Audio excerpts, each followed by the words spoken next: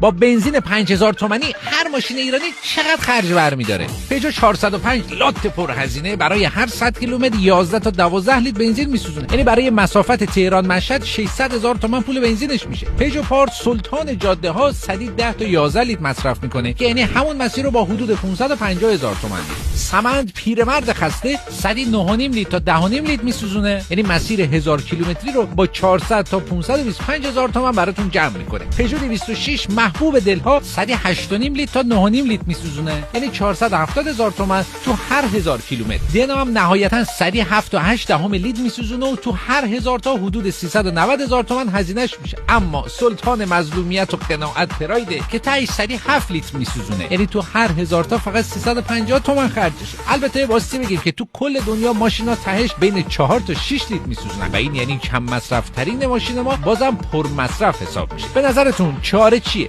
کامنت کن و دانستنی روز رو فالو